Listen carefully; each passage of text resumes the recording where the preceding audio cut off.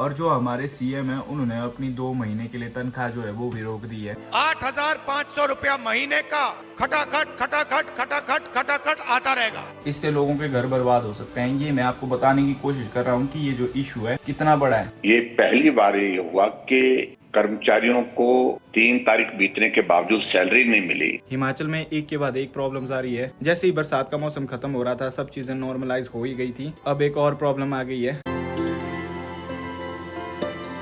So hey guys, this is Sanjay Chauhan. कैसे हो आप सब? Welcome back to another blog. दोस्तों, पता नहीं आप लोगों को पता है या नहीं, पर हमारा जो हिमाचल है ना, वो बहुत ज्यादा कर्जे में डूब गया है। हमारी स्टेट में कुल मिला के कर्जा 80,000 करोड़ तक का हो गया है। हमारी स्टेट हिमाचल प्रदेश में कांग्रेस की सरकार है और जो हमारे सीएम है उन्होंने अपनी 2 महीने के लिए तनख्वाह जो है वो भी रोक दी है, क्योंकि कर्जा इस हद तक हिमाचल में पड़ चुका है। इसका मेन कारण पता क्या है? जो हमारे लीडर्स है ना कांग्रेस के, इलेक्शन टाइम इन्होंने बोला था कि अगर हम जीतेंगे तो इतना पैसा लेडीज के अकाउंट में खटाखट खटाखट। अगर आप गरीबी रेखा के नीचे हो, आपके बैंक अकाउंट में हर साल 1 लाख रुपया, 8,500 रुपया महीने का खटाखट खटाखट खटाखट खटाखट आता रहेगा। मैं इस बारे में इसलिए बात कर रहा हूँ क्योंकि यंगस्टर्स का सपना होता है, स्टूडेंट्स का सपना होता है कि एक दिन अच्छी सी जॉब करेंगे, अच्छी सी सैलरी होगी, अपने माँ बाप को घुमाने ले जाएंगे, पैसों की कोई कमी नहीं होने देंगे घर पे, सबको खुश रखेंगे। पर जिस तरह से कर्जा बढ़ रहा है ना, आगे जॉब्स भी ओपन नहीं होगी जितनी अभी भी। वैसे बहुत कम जॉब्स ओपन होती है, बहुत कम वैकेंसीज आती है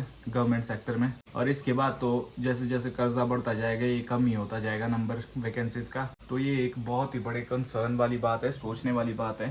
हिमाचल प्रदेश में ये पहली बार ये हुआ कि कर्मचारियों को 3 तारीख बीतने के बावजूद सैलरी नहीं मिली। और इंडिया में तो ऐसा है कि जो मिडिल क्लास फैमिलीज होती है ना, तो उनके घर में जो मंथ के बाद सैलरी आने वाली होती है ना 1 तारीख को, उस सैलरी के आने से पहले ही डिसाइड होता है उनके घर पे कि पैसे जो आने वाले हैं सैलरी के, वो कहाँ कहाँ खर्च होंगे। लोग इतनी जगह फंसे होते हैं, इतनी जगह उनको पैसों की जरूरत होती है, और वो पूरा मंथ वेट करते हैं बस 1 तारीख का कि जब पैसे आएंगे तो हम ऐसे अपना घर चलाएंगे उस पैसे को खर्च के। पर जब बैंक करप्सी अपनी सीमा पार करती है ना, तो फिर जो ये सैलरी जिसका वो इतनी बेसब्री से वेट करते हैं ताकि उनका घर अच्छे से स्मूथली चल सके, तो वो सैलरी होल्ड पे चली जाती है। इससे लोगों के घर बर्बाद हो सकते हैं। ये मैं आपको बताने की कोशिश कर रहा हूँ कि ये जो इशू है कितना बड़ा है। लोगों को पता है कि कोई स्टेट अगर बैंक करप्ट होती है, वो सुनते हैं बस इस चीज को, बैंक करप्ट मतलब कर्जे में डूब गया है, पैसा नहीं है। पर इस चीज को अगर गहराई से समझोगे ना, इससे इतनी सारी चीजें और पैदा होगी, इतनी सारी प्रॉब्लम्स और पैदा होगी। वो थोड़ा अगर आप इस चीज के बारे में रिसर्च करोगे तब पता लगेगा आपको कि ये इशू सच में कितना ज्यादा सीरियस है। लेकिन सिर्फ हिमाचल ही नहीं है ऐसी स्टेट जो इतने ज्यादा कर्जे में डूबी हुई है।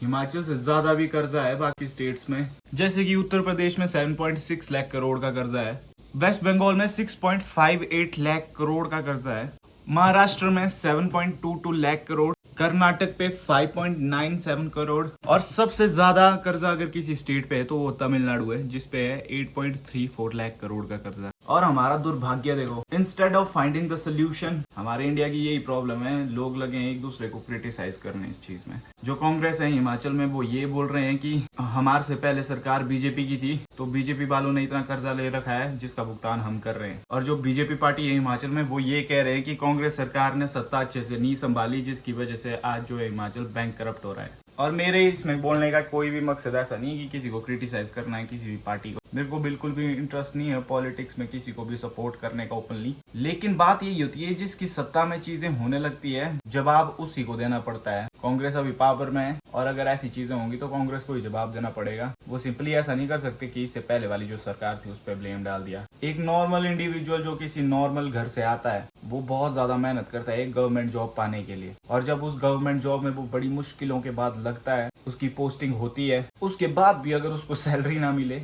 जस्ट बिकॉज हमारा स्टेट बैंक करप्ट हो गया है, तो सोचो उस पर क्या बीतती होगी। तो इसका जल्दी से जल्दी सोल्यूशन ढूंढना बहुत ज्यादा इंपॉर्टेंट है। और ये जो कर्जा है अभी हाल फिलहाल कम होने वाला नहीं है ये, क्योंकि ये बहुत बड़ा अमाउंट है। तो अभी तो ये आने वाले 1-2 साल तक और भी ज्यादा बढ़ता रहेगा, पर पता नहीं, देखते हैं हमारी सरकार क्या इसके लिए सोल्यूशन ढूंढती है। तो अभी फिलहाल मैं सोकर उठा हूँ, अभी ब्रेकफास्ट करने जा रहा हूँ। हाँ माँ, क्या कर रही हो माँ? कर रही हूँ। अब क्या आप मतलब चमका के मानेंगे? कर तो दिया आपने इतनी सब, कहाँ की अभी हुई पूरी तरह। आप क्या इनमें भी मारेंगे कोलिन? नहीं, ये जो पाइपें लगी है वायरिंग की। अच्छा, ये यहाँ देखो भाई, हर एक चीज मतलब बहुत ही सावधानी के साथ मम्मी जी साफ कर रही है, बहुत ही नीट एंड क्लीन। चाहिए ना साफ हो, गंदा लगता है। तुमको क्या है, तुम है खुद भी गंदे, घर भी गंदा, रहते भी गंदे हैं। ऐसे कैसे बोला आपने मेरे को? गंदा क्यों बोला आपने मैं मेरे मारूंगी इसी कुर्सी। को? गंदा क्यों बोला आपने मेरे को? अब करूंगी ना, तेरे को स्प्रे करूंगी। जब मैंने कुछ गंदा काम ही नहीं किया है, आपने मेरे को गंदा क्यों बोला?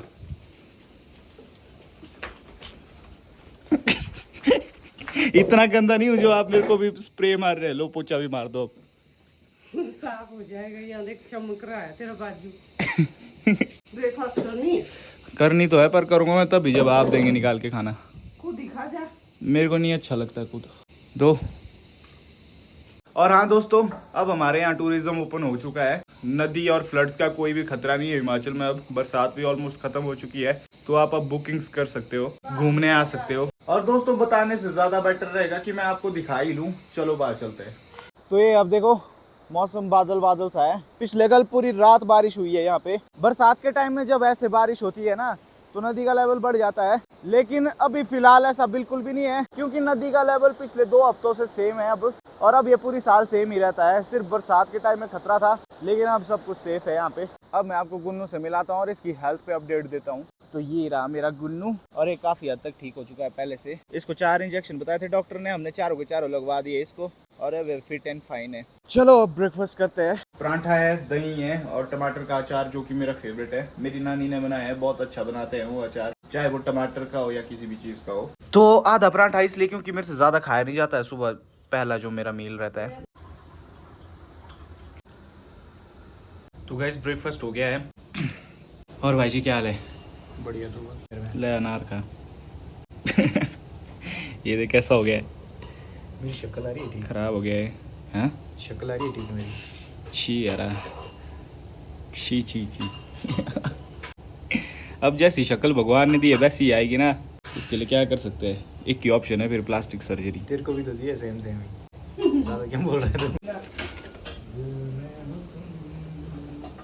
अब देखो दोस्तों, बाहर धूप लग गई है। चलो हम बाजार की तरफ चलते हैं। पिछले कल मैंने आपको एक गाड़ी दिखाई थी वहाँ पे, जो खाई में गिर गई थी। पता नहीं वो उठाई होगी या नहीं। यहाँ देखो दोस्तों, गुन्नू का ओह,